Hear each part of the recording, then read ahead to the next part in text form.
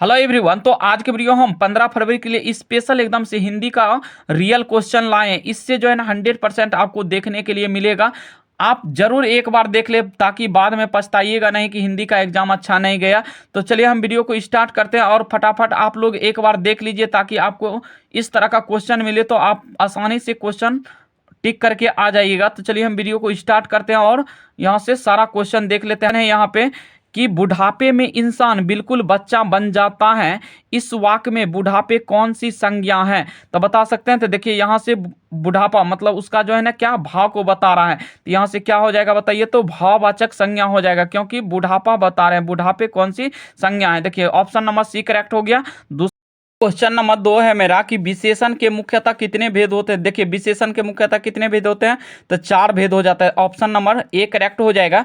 देखिए question number 3 है कि निर्जन में कौन सा उपसर्ग है? तो देखिए निर्जन जो शुरू का उच्चारण आता है वह उपसर्ग होता है। तो देखिए यहाँ से निर उच्चारण क्या रहा है? निर। तो ऑप्शन नंबर जो होगा इसका सी करेक्ट हो जाएगा। और प्रत्यय क्या होता है कि देखिए अंतिम वाला जो उच्चारण आता है ना न निर्जन, तो न हो जाएगा इसका क्या हो जाएगा? प्रत्यय हो जाएगा। लेकिन पूछा है यहाँ से उपसर्ग, तो ऑप्शन नंबर इसका सी करेक्ट हो जाएगा। चलिए क्वेश्चन नंबर यहाँ से 4 देख लेते हैं। देखिए 4 में है कि हाथ साफ करना मुहावरे का सही अर्थ क्या है? तो देखिए हाथ साफ करना मतलब क्या हो गया? चोरी करना। तो ऑप्शन नंबर जो होगा इसका सी करेक्ट हो जाएगा। चलिए क्वेश्चन नंबर हम 5 देख लेते हैं। देखिए क्वेश्चन नंबर 5 है मेरा कि अंतिम में कौन सा प्रत्यय है? तो अंतिम में देखिए अंतिम तिम आ रहा है, क्या आ रहा है? इम। तो अंतिम इम इम आ रहा है यहाँ से। तो ऑप्शन नंबर जो होगा इसका सी करेक्ट हो जाएगा, इम अंतिम। देखिए ऑप्शन नंबर इसका कौन हो गया? सी करेक्ट हो गया। चलिए क्वेश्चन नंबर हम 7 देख लेते, यहाँ से 6 देख लेते हैं। तो देखिए 6 है मेरा कि पेड़ का कमरा किसकी रचना है? तो पेड़ का कमरा किसकी रचना है? तो ये किसका है? तो बता सकते हैं ये हो जाएगा विनोद कुमार शुक्ल का। तो ऑप्शन नंबर जो होगा इसका ए करेक्ट हो जाएगा, विनोद कुमार शुक्ल। चलिए क्वेश्चन नंबर हम 7 देख लेते हैं। क्वेश्चन नंबर 7 है मेरा कि बी आर नारायण ने किसकी कहानी का अनुवाद किया है? देखिए ऑप्शन ए है ढाते विश्वास, बी में है दही की वाली मंगामा, और सी में है नगर, डी में है माँ। तो ये क्या है? दही वाली मंगामा। तो ऑप्शन नंबर जो है इसका बी करेक्ट हो जाएगा। तो याद रखिएगा ये सब क्वेश्चन क्या करना है? याद रखना है बढ़िया से। देखिए क्वेश्चन नंबर 8 में है कि आज्ञा का जन्म कब हुआ? तो देखिए आज्ञा का जो जन्म हुआ था ये हुआ था कब? तो ये हुआ था 1910 ईस्वी में। तो ऑप्शन नंबर जो होगा इसका ए करेक्ट हो जाएगा। चलिए क्वेश्चन नंबर हम 9 देख लेते हैं। क्वेश्चन नंबर 9 है मेरा कि नौबत खाने में इबादत साहित्य की कौन सी विधा है? तो देखिए ऑप्शन नंबर जो होगा इसका सी करेक्ट हो जाएगा, व्यक्ति चित्र हो जाएगा। ठीक है ना। चलिए क्वेश्चन नंबर 10 है कि मंगू के अलावा उसकी माँ की कितनी संतानें थी? तो मंगू की अलावा जो है ना उनकी 3 संतान थी। तो ऑप्शन नंबर जो होगा इसका बी करेक्ट हो जाएगा। चलिए क्वेश्चन नंबर हम अगला देख लेते हैं। क्वेश्चन नंबर 11 है मेरा कि पंडित बिरजू महाराज लखनऊ घराने की किस पीढ़ी के कलाकार हैं? तो ये है 7वीं पीढ़ी के कलाकार। तो ऑप्शन नंबर जो होगा इसका बी करेक्ट हो जाएगा। चलिए क्वेश्चन नंबर 12 में है कि लक्ष्मी के बड़े पुत्र का क्या नाम था? तो देखिए लक्ष्मी के बड़े पुत्र का नाम जो था ये था अच्युत नाम था। तो ऑप्शन नंबर जो होगा इसका ए करेक्ट हो जाएगा। चलिए क्वेश्चन नंबर यहाँ से 13 है कि यहाँ से देखिए हजारी प्रसाद द्विवेदी जी का जन्म कब हुआ था? तो हजारी प्रसाद द्विवेदी का जो जन्म हुआ था ये हुआ था 1907 ईस्वी में। तो ऑप्शन नंबर जो होगा इसका ए करेक्ट हो जाएगा, 1907। चलिए क्वेश्चन नंबर हम 14 देख लेते हैं। क्वेश्चन नंबर 14 है मेरा कि वाणी कब 20 के समान हो जाती है? तो देखिए वाणी जो है ना ये राम नाम के बिना क्या हो जाती है? तो 20 के समान हो जाती है। तो ऑप्शन नंबर जो होगा इसका ए याद रखिएगा, करेक्ट हो जाएगा। चलिए क्वेश्चन नंबर 15 में है कि मछली कहानी में किस वर्ग का चित्रण है? तो देखिए मछली कहानी में जो है ना ये है निम्न मध्यवर्गीय परिवार हो जाएगा। तो ऑप्शन नंबर जो होगा इसका सी करेक्ट हो जाएगा। चलिए क्वेश्चन नंबर हम 16 देख लेते हैं। देखिए क्वेश्चन नंबर 16 में है कि पंडित बिरजू महाराज का जन्म कब हुआ था? तो पंडित बिरजू महाराज का जो जन्म हुआ था ये हुआ था 4 फरवरी 1938 ईस्वी को। तो ऑप्शन नंबर जो होगा इसका ए करेक्ट हो जाएगा। चलिए क्वेश्चन नंबर हम 17 देख लेते हैं। क्वेश्चन नंबर 17 है मेरा कि बेतमा दान पत्र किस समय का है? तो देखिए बेतमा दान पत्र जो है ये है 1020 ईस्वी का, तो ऑप्शन नंबर जो है इसका ए करेक्ट हो जाएगा। देखिए क्वेश्चन नंबर 18 में है कि पापाती की उम्र क्या थी, तो पापाती की जो उम्र थी ये थी 12 वर्ष, तो ऑप्शन नंबर जो है इसका सी करेक्ट हो जाएगा। चलिए क्वेश्चन नंबर 19 है मेरा कि धरती कब तक घूमेगी कहानी किस लेखक द्वारा अनुदित है। तो देखिए धरती कब तक घूमेगी इसका कौन हो जाएगा, तो ये हो जाएगा सांबर, यहाँ से सांबर दैया हो जाएगा, तो ऑप्शन नंबर जो होगा इसका बी करेक्ट हो जाएगा, सांबर दैया। चलिए क्वेश्चन नंबर हम 20 देख लेते हैं। तो देखिए क्वेश्चन नंबर 20 है मेरा, यहाँ से क्वेश्चन नंबर 20 हो गया मेरा कि लेखक के घर में मछली कौन खाता था।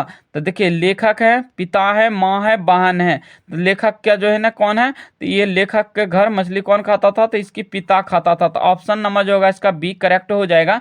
चलिए क्वेश्चन नंबर 21 है कि खोखा के दांत किसने तोड़े। तो देखिए खोखा का जो दांत तोड़े थे ये तोड़े थे मदन ने, तो ऑप्शन नंबर जो होगा इसका ए करेक्ट हो जाएगा, मदन। चलिए क्वेश्चन नंबर हम अगला देख लेते हैं। क्वेश्चन नंबर 22 है मेरा कि रामधारी सिंह दिनकर रचित पाठ है। तो देखिए हिरोशिमा है, जनतंत्र का जन्म है, भारत माता है, डी में मछली है, तो कौन हो जाएगा, तो रामधारी सिंह दिनकर का जो रचित पाठ है ये है जनतंत्र का जन्म, तो ऑप्शन नंबर जो होगा इसका बी करेक्ट हो जाएगा। चलिए क्वेश्चन नंबर 23 देख लेते हैं। देखिए क्वेश्चन नंबर 23 है मेरा कि मेरे बिना तुम प्रभु पाठ के लेखक हैं। तो ऑप्शन ए है नलिन बिलोचन शर्मा, बी में है अशोक वाजपेयी, डी में है बीरेन डंगवाल और डी में है यहाँ से रेनर मारिया रिल्के, तो ऑप्शन नंबर जो होगा इसका डी करेक्ट हो जाएगा, रेनर और मारिया रिल्के हो जाएगा, ठीक है ना। चलिए क्वेश्चन नंबर हम 25 देख लेते हैं, यहाँ से 24 देख लेते हैं। देखिए क्वेश्चन नंबर 24 है मेरा, 24 में है कि शेक्सपियर किस भाषा के कवि हैं। तो देखिए शेक्सपियर जो है ये अंग्रेजी भाषा के कवि है, तो ऑप्शन नंबर जो होगा इसका डी करेक्ट हो जाएगा। चलिए क्वेश्चन नंबर 25 है कि जीत जीत मैं निरखत हूँ पाठ साहित्य की विधा है। तो इसकी विधा जो है ना पूछ रहा है, ठीक है ना, तो इसकी विधा क्या हो जाएगा, तो ये हो जाएगा साक्षात्कार हो जाएगा, तो ऑप्शन नंबर जो होगा इसका सी करेक्ट हो जाएगा। तो हम क्वेश्चन नंबर 26 देख लेते हैं। देखिए क्वेश्चन नंबर 26 में है कि रसखान के रचनाकार के समय किसका राज्यकाल था। तो ये किसका था, तो ये था जहांगीर का, तो ऑप्शन नंबर सी करेक्ट हो जाएगा। चलिए क्वेश्चन नंबर 27 है कि गुरु नानक की पत्नी का क्या नाम था। तो देखिए ऑप्शन ए है सुलोचना, बी है सरला, सी है सुभद्रा और डी है सुलक्ष्मी, तो कौन हो जाएगा, तो ये हो जाएगा सुलक्ष्मी हो जाएगा, ऑप्शन नंबर डी करेक्ट हो जाएगा। चलिए क्वेश्चन नंबर हम 28 देख लेते हैं। तो देखिए क्वेश्चन नंबर 28 में है मेरा कि घनानंद के कविताओं की भाषा क्या थी। देखिए ए में है पंजाबी, बी में है खड़ी बोली, सी में है ब्रज भाषा और डी में है कोई नहीं, तो ऑप्शन नंबर जो है इसका ब्रज भाषा हो जाएगा, तो सी नंबर करेक्ट हो जाएगा। चलिए क्वेश्चन नंबर हम 29 देख लेते हैं। क्वेश्चन नंबर 29 है मेरा कि प्रेमघन ने रसिक समाज की स्थापना कब की। तो देखिए यहाँ 1870 है, 1872, 1873 और 1874 है। तो देखिए प्रेमघन जो है रसिक समाज की स्थापना की थी 1874 ईस्वी में, तो ऑप्शन नंबर डी करेक्ट हो जाएगा। चलिए अगला क्वेश्चन है कि पंत जी का जन्म कब हुआ था। तो देखिए पंत जी का जन्म कब हुआ था, तो ऑप्शन ए है 1899, बी में 1900, 1901, 1902, कब होगा, तो ये पंत जी का जन्म 1900 ईस्वी में हुआ था, तो ऑप्शन नंबर बी करेक्ट हो जाएगा। क्वेश्चन नंबर 31 है मेरा कि जनतंत्र के जन्म के कवि कौन है। तो देखिए जनतंत्र के जन्म के कवि जो है कुंवर सिंह, बी में रामधारी सिंह दिनकर, सी में प्रेम घन और डी में सुमित्रा नंदन पंत, तो कौन हो जाएगा, तो ऑप्शन नंबर जो होगा इसका बी करेक्ट हो जाएगा, रामधारी सिंह दिनकर। चलिए क्वेश्चन नंबर हम 32 देख लेते हैं। 32 में है कि दिनकर जी का निधन कब हुआ था। देखिए 21 जनवरी 1971 को, बी में है 22 फरवरी 1972, सी में है 23 मार्च 1973 और डी में है 24 अप्रैल 1974 में, तो कब हुआ था इसका निधन, तो ऑप्शन नंबर जो होगा इसका डी करेक्ट हो जाएगा, 24 अप्रैल 1974 ईस्वी। चलिए क्वेश्चन नंबर हम 33 देख लेते हैं। क्वेश्चन नंबर 33 है कि कुंवर नारायण का काव्य संग्रह है। देखिए आत्मजयी है, बी में है चक्रव्यूह है, सी में है परिवेश, डी में है इनमें से सभी, तो कौन हो जाएगा, तो देखिए वीर नारायण, ये कुंवर नारायण का जो काव्य संग्रह है इनमें से सभी हो जाएगा, ठीक ना, तो ऑप्शन इसका डी करेक्ट हो जाएगा। तो ये इसका जो है ना कुंवर नारायण का काव्य संग्रह आदि रख लीजिएगा, इनमें से क्या हो जाएगा, सभी हो जाएगा। चलिए क्वेश्चन नंबर 34 है कि कवियत्री अनामिका का जन्म कब हुआ। देखिए कवियत्री अनामिका का जो जन्म हुआ था, ये देखिए ऑप्शन ए है 1961 में, बी में है 62, सी में है 63 और डी में है 1965। तो कौन हो जाएगा, तो ऑप्शन नंबर जो है इसका ए करेक्ट हो जाएगा 1961 ईस्वी। चलिए क्वेश्चन नंबर हम 35 देख लेते हैं। देखिए क्वेश्चन नंबर 35 है कि एक वृक्ष की हत्या पाठ में वृक्ष किसकी भूमिका में है। देखिए ऑप्शन ए है शिक्षक में, बी में है चौकीदार, सी में है पिता और डी में है भाई। तो कौन हो जाएगा, तो ये चौकीदार का मतलब क्या कर रहा है, भूमिका में है। तो ऑप्शन नंबर इसका बी करेक्ट हो जाएगा। चलिए क्वेश्चन नंबर हम 36 देख लेते हैं। क्वेश्चन नंबर 36 है मेरा कि भारत माता किस कवि की रचना है।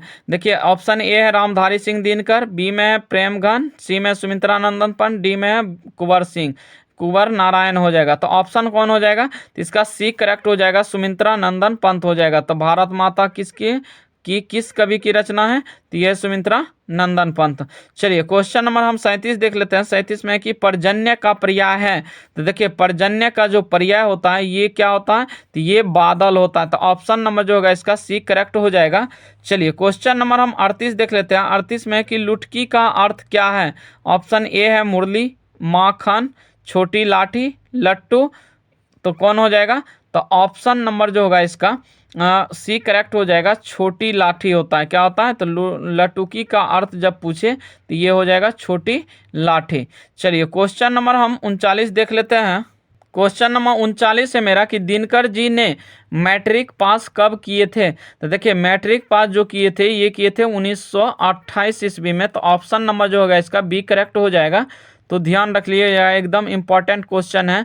देखिए अगला है कि 40 में एक वृक्ष की हत्या किससे जुड़ी है। देखिए मौत से, पर्यावरण से, पेड़ पौधों से और कोई नहीं। तो ये हो जाएगा पर्यावरण से। तो ऑप्शन नंबर बी करेक्ट हो जाएगा। चलिए क्वेश्चन नंबर हम 41 देख लेते हैं। क्वेश्चन नंबर 41 है कि दही वाली मंगामा किस भाषा में अनुदित कहानी है। देखिए ए है कन्नड़ में, बी में है संस्कृत, सी में अंग्रेजी, डी में है उड़िया। तो कौन हो जाएगा, तो ऑप्शन नंबर जो होगा इसका ए करेक्ट हो जाएगा, कन्नड़ में। ठीक ना, दही वाली मंगामा किस भाषा में अनुदित कहानी है, तो ये है कन्नड़ में। चलिए क्वेश्चन नंबर 42 है कि रेनर मारिया रिल्के किस भाषा के कवि हैं। देखिए ए में है जर्मन, बी में है फ्रेंच, सी में है स्पेनिश और डी में है ग्रीक। तो कौन हो जाएगा, तो ये जर्मन, यहाँ से हम मारेंगे। ऑप्शन नंबर जो होगा इसका ए करेक्ट हो जाएगा, जर्मन भाषा के कवि थे। ठीक ना, चलिए क्वेश्चन नंबर 43 है कि देखिए 43 में है कि रूपसा क्या है। तो रूपसा का अर्थ बताना है कि इसका मतलब क्या होता है, यहाँ से किसको बोला जाता है, तो ये बोला जाता है। देखिए रूपसा का क्या है, तो ये है बंगाल की नदी है। ठीक ना, तो ऑप्शन नंबर जो होगा इसका ए करेक्ट हो जाएगा। चलिए क्वेश्चन नंबर हम 44 देख लेते हैं। क्वेश्चन नंबर 44 है मेरा कि बीरेन डंगवाल का जन्म किस राज्य में हुआ। तो ये कब हुआ था, कहाँ हुआ था, तो ये हुआ था उत्तरांचल में। तो ऑप्शन नंबर जो होगा इसका बी करेक्ट हो जाएगा। चलिए क्वेश्चन नंबर हम 45 देख लेते हैं। 45 में कि सावरदैया किस भाषा के कहानीकार हैं। तो देखिए सावरदैया जो है ये राजस्थानी भाषा के कहानीकार है। तो ऑप्शन नंबर जो होगा इसका सी करेक्ट हो जाएगा। चलिए क्वेश्चन नंबर हम 46 देख लेते हैं। क्वेश्चन नंबर 46 है मेरा कि नगर कहानी किस लेखक द्वारा रचित है। देखिए ईश्वर पेटलीकर, बी में है सातकोरी होता, सी में है सुजाता और डी में है श्रीनिवास है। तो ऑप्शन नंबर जो होगा इसका सी करेक्ट होगा, सुजाता हो जाएगा। ठीक ना, चलिए क्वेश्चन नंबर 47 है कि ढहते विश्वास कहानी किस राज्य की प्रकृति आपदा पर आधारित है। तो देखिए ऑप्शन ए है बिहार, बी में है गुजरात, सी में उड़ीसा, डी में है मध्य प्रदेश। तो कौन हो जाएगा, तो ऑप्शन नंबर जो होगा इसका सी करेक्ट हो जाएगा, उड़ीसा हो जाएगा। ठीक ना, चलिए क्वेश्चन नंबर हम अगला देख लेते हैं। क्वेश्चन नंबर 49 है कि सुजाता का जन्म कहाँ हुआ। तो देखिए सुजाता का जो जन्म हुआ ऑप्शन ए है तमिलनाडु, बी में है कर्नाटक, सी में मद्रास, डी में हैदराबाद। तो कौन हो जाएगा, तो ऑप्शन नंबर जो होगा इसका ए करेक्ट हो जाएगा, तमिलनाडु। ठीक ना, चलिए क्वेश्चन नंबर हम 50 देख लेते हैं कि माँ कहानी में कौन पागल था। देखिए ए में है मंगू की माँ, बी में है मंगू, सी में है मंगू की भाई और डी में है मंगू की बहन।